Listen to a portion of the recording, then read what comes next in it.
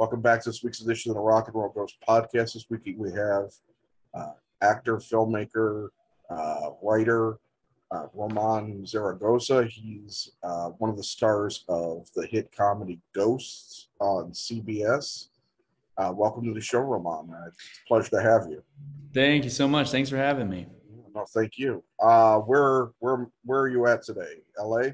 Today I'm in LA. I'm in Sherman Oaks currently. Yeah. Oaks, all right. Yeah. What about I've never you? been there. I'm a little bit outside Chicago. Oh, fantastic. Yeah, Nice. it's actually nice weather here for a change. Oh, wow. Opposite for us. We have terrible weather today. Is it still raining? It's we stopped just now, but it was raining all morning, so it's probably gonna start raining again. What has been going on out there? It's bizarre. It's either famine or feast with the water. Exactly. There's no in between. Well, I certainly hope somebody's collecting all of it. I hope so too. I really do. Because it just seems like the opportune time. I know Mhm. I have a lot of friends on social media from LA, and they're all to the point where they're just over it. It's like it's nice to see some rain, but then they're at a point where they're like, I can't take it anymore. It's true, yeah. It's like we moved here because of the good weather. What's going on? But it's probably for the best. We need some rain. So Oh, sure. Yeah. Now, hopefully that mellows everything out the rest of the year so you guys don't have too many Mhm. forest fires or anything. That's the hope. We'll see. Yeah. Well, there's a few things I wanted to talk to you about, but I mean, you're on Ghosts. You're on this hit comedy series. You're pretty young still. So you got onto a hit show pretty early on. What does that feel like? It feels incredible. I feel incredibly lucky and just, constantly pinching myself Yeah. because it's an amazing show and the cast is awesome. It's on CBS. We have an incredible following and great audience and great fans. I'm just so grateful. It's and every day I come to work where I'm just laughing nonstop throughout the whole day, and Yeah. it's a dream. It's really honestly a dream come true. Well, it's definitely one of the more unique concepts for a sitcom I've seen in a while. Hmm. But I'll be honest, when I saw the previews for it, I'm like, how is that going to work? And I was like, and then all of a sudden, this is why I'm not a TV executive, I guess. It became a huge success. I'm like, wow, that I don't know, for some reason it just surprised the hell out of me. It's not like the premise isn't good. It's just that it's like I don't know who, I don't necessarily, nowadays it's a crapshoot with network TV what's actually going to hit Hmm. more than ever, I think. What do you feel the success of the show is? What is the special thing that people seem to gravitate towards? I think we have the ability to make people really laugh out loud. I think comedies nowadays are sometimes comedy dramas. A lot of comedies nowadays, especially on streaming shows, they're like comedies, but they're also kind of like, I don't know. I watch comedies and I don't feel like I'm laughing out loud. They're still funny. I just don't feel like I'm really laughing out loud all the time. Yeah, Versus, this Ghost is taking us back to, our classic sitcoms that we have, and taking us on back to Friends and How I Met Your Mother, or even Cheers, and we talk about like these quick paced shows, and so they're joke after joke, and we're giving people the ability to laugh and really just escape and dive into kind of the absurdity of the show, but also we have the ability to be grounded and also talk about these serious messages and bring our heart to it, because that's one of the most powerful things I think our show has, is that we can make you laugh and then we can make you cry. yeah. What was the appeal of a double question here. First, if you can kind of describe who your character is, where he fits in, and then if you could tell me what the appeal of what you read. Did you originally intend to read for the character you got, and what was it about that Mhm. appealed to you? So where my character fits into like the whole family and the Yeah, show. yeah, yeah. Yeah, well, I think, so our show is based on the BBC show Ghosts, which is Okay, I did amazing. that. I did not know for some reason. I'm surprised. Oh Okay. yeah, there was a BBC show called Ghosts, and it's fantastic. I think they are on season 5, if Also, they're I'm still running. Cool. they are, and they are so funny. and the show is fantastic. And so you can see some parallels between their show and our show. They have some characters that are similar, like they also have like a Boy Scout troop leader.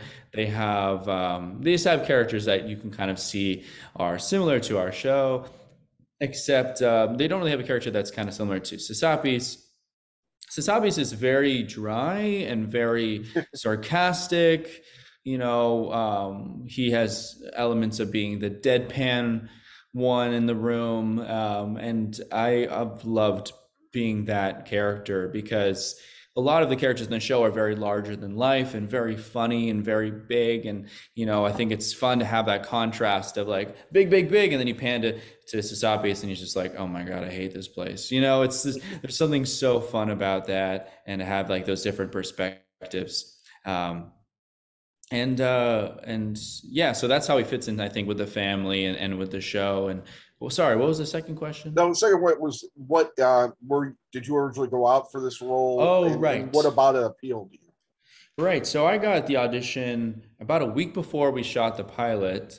So it's a very quick turnaround. I auditioned, I got the call back, and before I knew it, I was driving down from Oregon to Los Angeles, and I was on set. And yeah, but I was very much drawn to the show when I auditioned for it.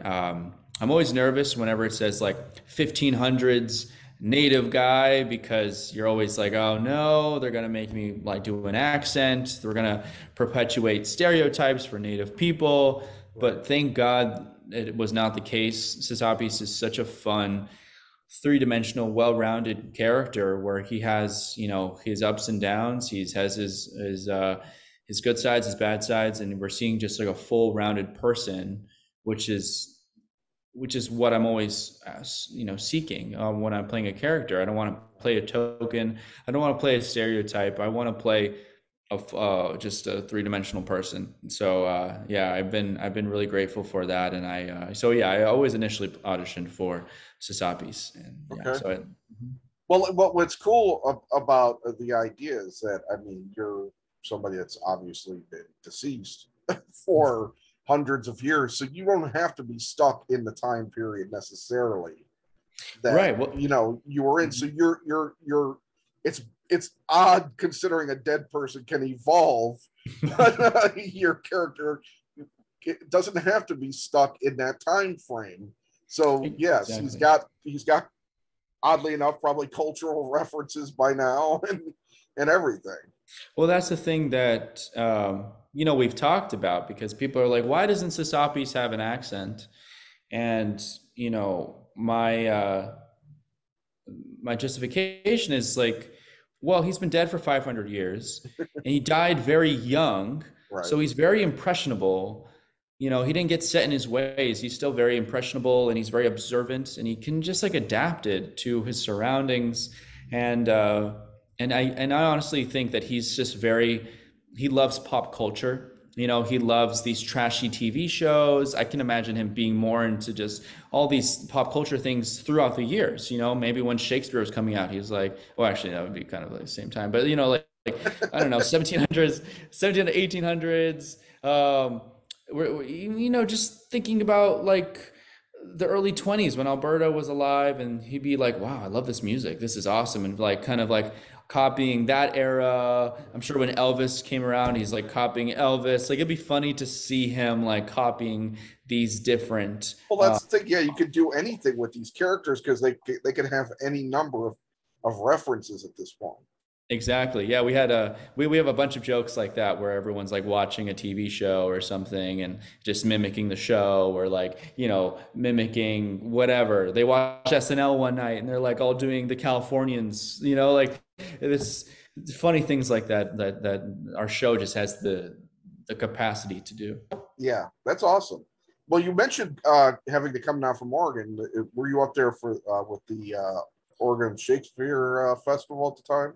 So at the time I wasn't. It was during the pandemic. I was living there in Eugene, Oregon. My partner at the time, we went there, and she her parents lived there, and they had this extra place we could stay at, and we were kind of just like wandering because we didn't know where to land and all this stuff. And So we ended up living in Oregon for about a year. But before that, I was at the Oregon Shakespeare Festival Yeah. for 3 seasons, and I was lucky enough to yeah, work there and had an amazing time there. So you were just kind of holding up in Oregon until until things changed or Yeah, we're something like just this came along. exactly, yeah, for a job. Yeah, we were just a little nervous about everything in regards to finances, to COVID, to everything, because we were both unemployed. We were both doing little odd jobs to make some money, but we were like, I don't want to pay rent right now. I would prefer not to. Oh, your parents have a place in Oregon. Let's just go to Oregon and live there. You know, we wouldn't be able Right. to see people anyways because of COVID. Let's just go there, and it was a great place to kind of just escape to. And you know, Oregon, there's the nature is so beautiful. We were going on Yeah. hikes and doing all sorts of things, and so I'm very very grateful for that time. It was a really good time. Um, and you went to school in California, so you're not a stranger to being in California. But what was the difference coming back this time? Yeah, well, yeah. The funny thing about it is, I don't feel like I really necessarily live in California anymore. I feel like I stop in here. Yeah. It's like my parents live here, so I'm constantly coming back here, and Gotcha. um, and so I spend about 7 months of the year in Montreal where we shoot Oh, you Ghost. shoot in Canada. Okay. Yeah, we shoot in Canada, and then for the rest of the 5 months out of the year, I'm traveling, or I'll stop in at my parents' house, or yeah. But I've been traveling a lot. I've been traveling. I went seeing friends, doing some work. I was in Oklahoma, and then Austin. I was in Seattle. I'm yeah, just going all over. Well, the one thing I really wanted that stood out for me, you seem to be working with a lot of organizations with regards to civil rights and charities and things like that. But the Mhm. Illuminative organization really stood out for me in your press sheet. Can you tell everybody a little bit about Illuminative and what your part of it is? Yeah, Illuminative. You know, I don't work with them, but I constantly am trying to collab with them. They're an awesome organization, indigenous organization geared towards discussing indigenous representation and indigenous just in indigenous communities and what everyone is going through, whether that is in regards to politics, in regards to different organizations, media, and just kind of spotlighting what indigenous people are doing and also supporting indigenous communities. And it's really exciting. I'm also been been talking to a really amazing organization by the name of Outlast Arts and Education. They are a an organization that has a film camp out in Pine Ridge that they do yearly, and it's really cool to see people, you know, trying to give resources and you know, help the next generation, especially for indigenous communities who wouldn't otherwise have these opportunities. And it's really cool. So I'm trying to work with them more, and I also work with occasionally with my friends out in Oregon. There's a youth camp called Conaway, where they have a native youth camp there, where they're teaching kids about different kinds of art and traditional storytelling. It's really really cool. So I'm just, you know, doing the best I can to support different organizations that are doing really really cool stuff, and hopefully one day I'll start my own. Yeah, that's awesome. Um, it's an interesting time for Native Americans, Indigenous people. That there's more awareness, I think, now than ever about trying to, I guess, do the right thing in a bigger scope and trying to realize, about history. I mean, even as a youngster myself, I'm in my 50s. The things that we saw on Saturday and Sunday TV was, cowboy movies. And, Mhm. every Native American person was, basically evil. And I was like, well, back then it's like I grew up on Sesame Street and everything. So I Mhm. was kind of like in that generation that was starting to understand that there's really not a big deal between Mhm. me as a white person and anybody else. It's just we're all people, but So that always struck me as a little odd, but that still, was being fed to us. So there's, even in my lifetime, that's a long feeding tube, of negative imagery. Uh, what are your thoughts on combating that in your art in any way? So that's one of the biggest reasons why I do what I do is combating these negative stereotypes that have been depicted in media for years, whether that's for my indigenous side, my Asian side, my Latino side. I really care about changing these narratives that for so long people have been creating, whether that's, the Asian nerd, or like how most Latino actors are playing drug cartels, are playing maids, and it's like, okay, but what other characters can we, come on, we can play other characters. And then especially with the indigenous communities and indigenous representation, it's like, why are we always talking about Native people in the past tense? Why are we always talking about Native people being, the enemy? And it's like, well, let's put them as the protagonists. Let's tell a story through their perspective, and let's put them also in a contemporary setting. Like, that's why I love Reservation Dogs. We're talking about Native people today, and there's other amazing projects, Rutherford Falls, these projects where we're seeing Native people in a contemporary setting, which is so exciting, because I think some people in this country still think that like Native people are not like them, and it's like, well, yeah, we are. We got iPhones too, and we're contemporary people, so let's talk about that. And it's also why I love playing Sasappis, because Sasappis also really changes that narrative.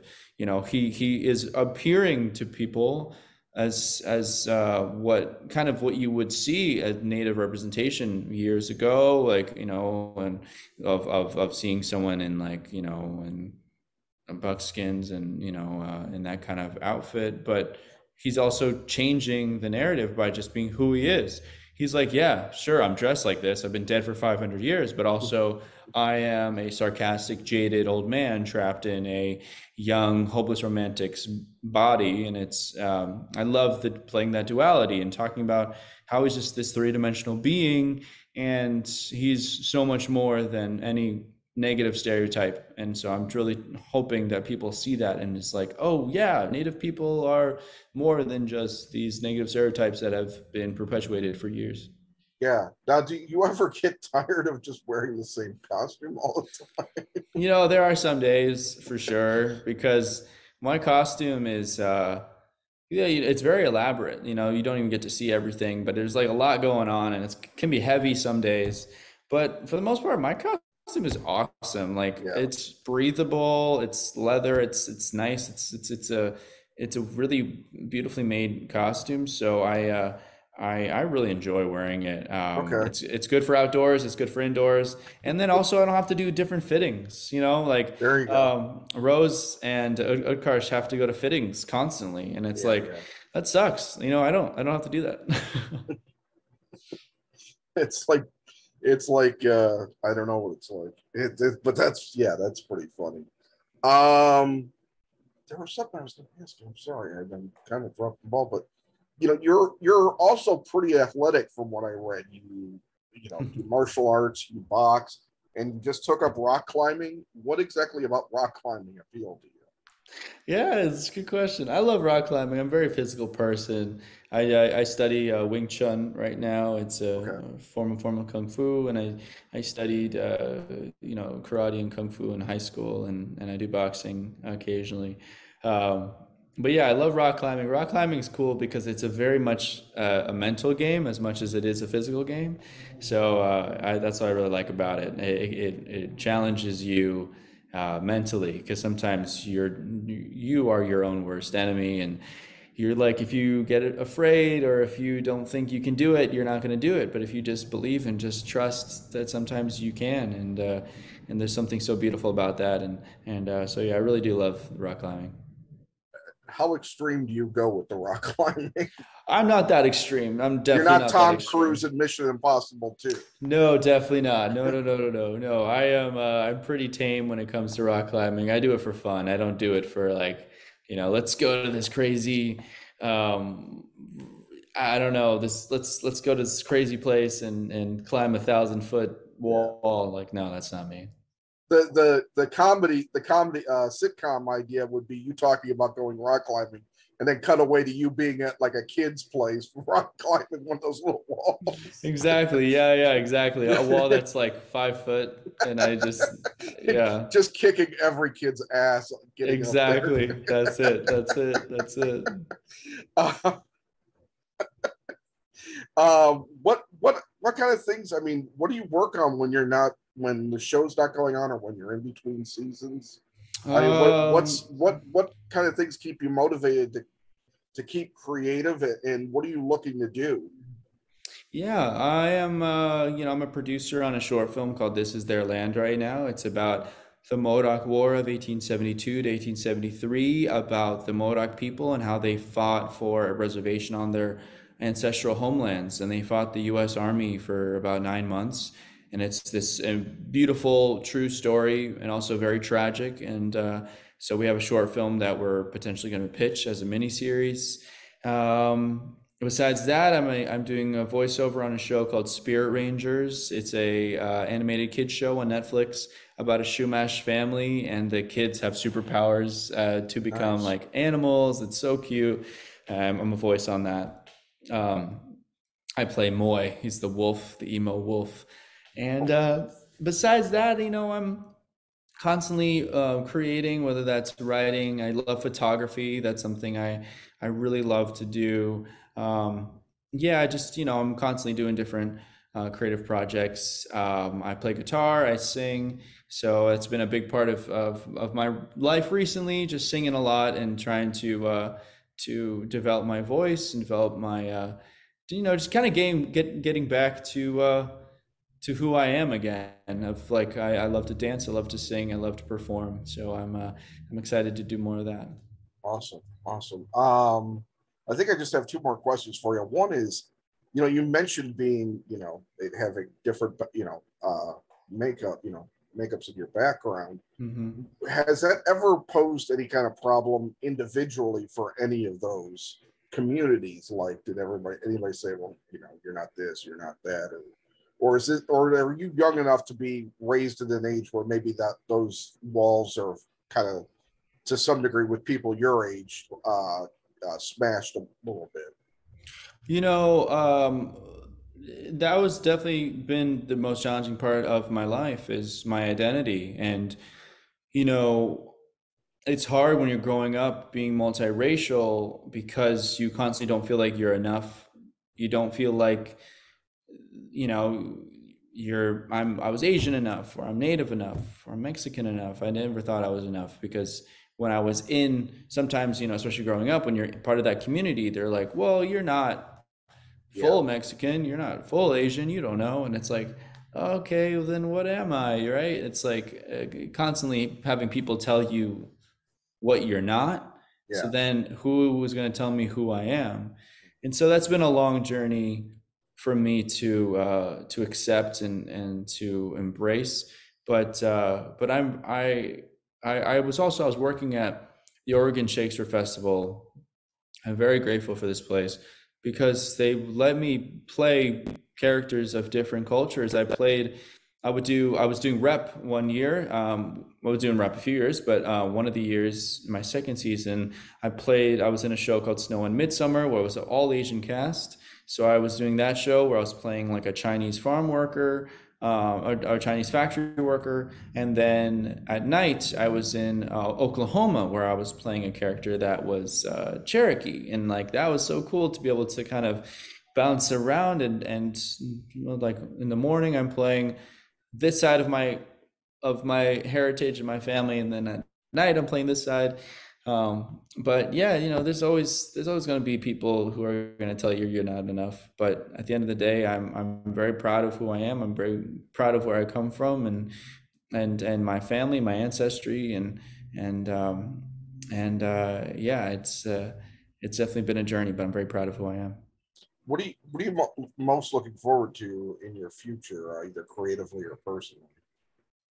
I'm really looking forward to creating more and collaborating with people that I love. That's been something I'm really excited about. Is, you know, people are now looking at me and being like, "What are you gonna do? What are you gonna do? Let's do something." And I'm like, "Awesome!" Like, that's such an exciting place to be, where people are excited to collaborate with you and want to give you the space to create your stuff and tell your stories. So I really want to tell my stories. I really want to uh, to write projects that I would want to be in, and I want to write projects that I would want to see growing up and see that representation that I never saw and be that representation that I never saw. So I'm just very excited to continue to do more and, you know, get back into theater as well and continue with ghosts and just ride this awesome wave that I'm on. I'm just so grateful.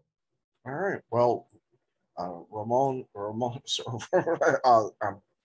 sorry, it's late in the day. Oh, you're Uh, good.